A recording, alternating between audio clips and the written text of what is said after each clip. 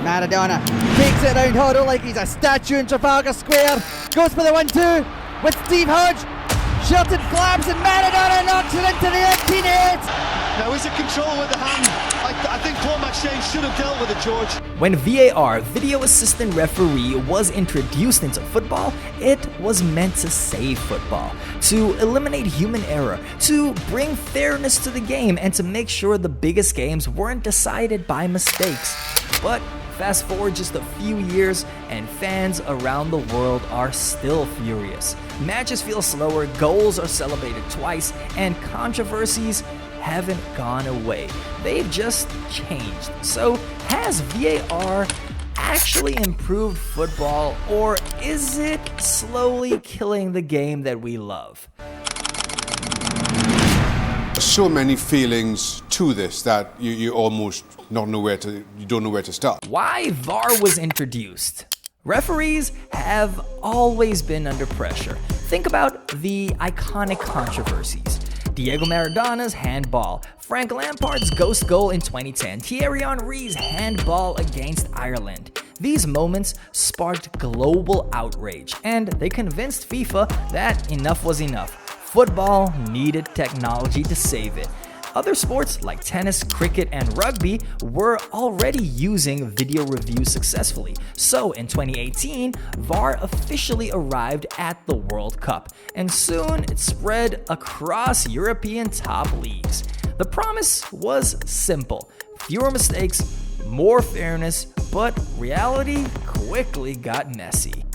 Never mind check complete, never mind any of this nonsense. You want to get the correct call, you deal with the protocol afterwards, you deal with that communication issue afterwards, but now get the call right. The problem of delays. One of the biggest issues is time.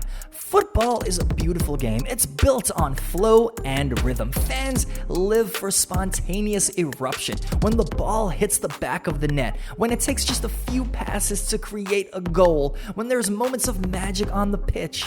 But now every goal is followed by minutes of waiting while referees check for offsides, for fouls in the build-up, or even handball touches that nobody noticed in real time. Imagine being in the stadium, you celebrate wildly, and then you have to stop, waiting for the verdict. Sometimes it takes 2, 3, even 4 minutes just to know if the goal is actually going to stand. That's kind of the thing that kills emotion. Fans describe it as sterile and robotic, and it just overall, it bores the game.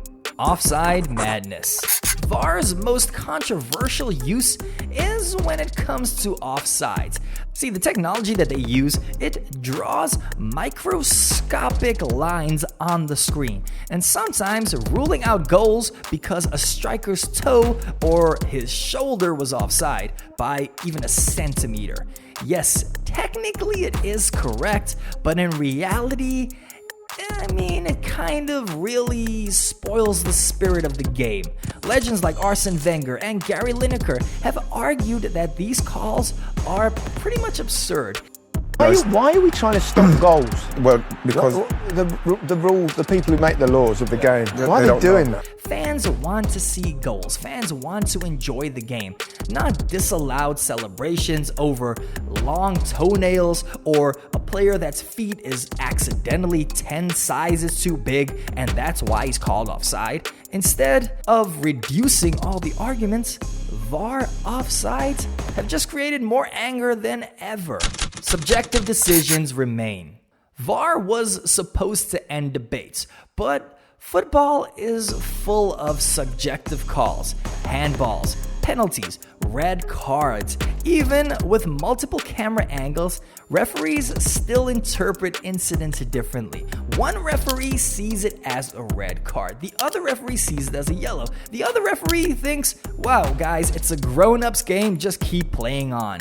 And that is the problem. What looks like a handball to one official looks accidental to another. Fans are left screaming, if that's a penalty today, why wasn't it a week ago? If that counts as a red card, then why wasn't that given to the other player who did the exact same thing last week? The truth is that technology can't fix human inconsistency. It just shifted the debate from the referee on the pitch to the officials in the VAR booth. The transparency problem. Can't do anything. No. I can't do anything. I can't do anything. Another issue is communication. When it comes to the decisions being made on the pitch, whatever the referee says, it goes. Whether you have a debate, whether you have something to say about it, it doesn't matter. The referee makes a decision, that is the decision. Now, when it comes to VAR, that means the referee gets to check the monitors, he gets to speak to the other officials in the booth, and he gets to make the decision. Now, that means that you still have a stadium full of fans, you still have managers that are all saying, wait, did he actually make that decision? What is the referee seeing? What is the referee smoking? And that is where a lot of the confusion comes up. The lack of real proper communication, it fuels so many conspiracy theories. Fans believe that VAR is biased, or fans believe that VAR sometimes favors bigger clubs and it's influenced by outside pressure. Whether it's true or not, we'll never quite know. The emotion factor. Football has always been about emotion. The shout of a last-minute winner, the chaos in the stands, the unfiltered joy to the millions of fans watching at home. VAR is fundamentally changing all of that. Goals don't feel the same as they did before, and that's because everyone is waiting on a VAR check. Sometimes your player scores a last-minute goal, and you're left wondering, I hope that this is going to stand. Managers, players, and fans admit that they don't celebrate as passionately anymore because they know that the ref is going to have to check so many things before he can actually allow the goal. And trying to make football more fair, VAR has actually stripped away one of the most magical parts about the game, the spontaneous emotion that comes from moments of just pure magic. That is just all gone. The case for why VAR is actually good. Guys, to be fair, VAR isn't all bad. It has corrected some of its massive mistakes. Clear offsides, dives, and dangerous fouls. Without it, certain matches would have or might have been decided unfairly. In theory, technology can make the game more accurate, and that is a good thing, because as much as football is all about the passion and the joy, there is still moments like in the 2010 World Cup, where Nigel de Jong almost took Xabi Alonso's chest off with a kick. There's other moments in football where it's like, wait, if only we had VAR at that moment, then something magical could have happened. My team could have come back. We could have done this. We had a goal disallowed because we didn't have VAR. And the way that it is being used right now is a problem. And the way that it is being used now is a problem. Instead of clear and obvious errors, VAR has become forensic. It feels like a surgical thing where they're constantly looking over stuff, interfering with the tiniest details that nobody noticed in real time. But in a way, there is still such an importance for VAR. It's just that it's not being used correctly. Now, guys, we have to ask, can it be fixed? Is there any way to actually save VAR? There was no offside offense. Some people have actually proposed that what they should do is they should be using thicker offside lines to give attackers the advantage. Then there's also limiting VAR to clear and obvious errors.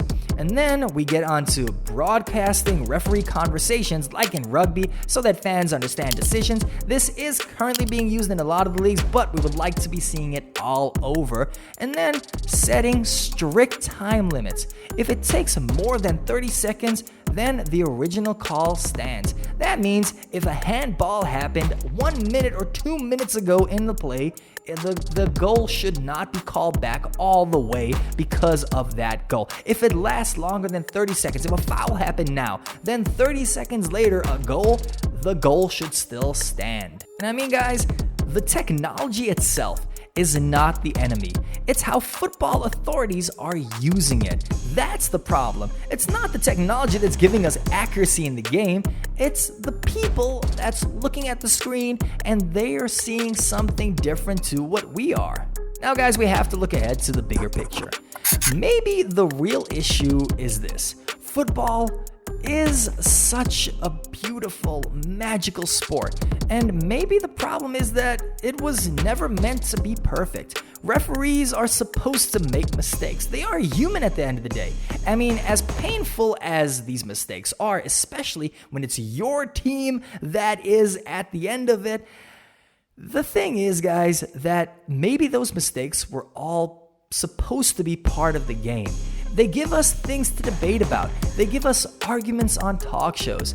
And they give us those iconic what-if moments. By trying to remove every single mistake, VAR has somehow sucked the soul out of football, leaving a game that feels clinical and overmanaged and detached from all its roots. So, guys, the question has to be asked. Is VAR killing football? Well, in many ways, yes. It slowed down the game, it robbed goals of their joy, and it failed to deliver the fairness that it promised. But it's not too late. With smarter rules and more openness with referees and better officiating when it comes to making these decisions, VAR could still work. VAR could be the thing that eventually saves football. We never know. But guys, the question is, will football authorities listen to the fans? Will these changes be implemented, or will VAR still carry on as it is today? Guys, I need to ask the question, what do you think? Should VAR be scrapped altogether, or can it be fixed with better rules? Let us know in the comments below, guys. Don't forget to like and subscribe for more footballing content like this, and while you're out here, check out the other videos on the channel.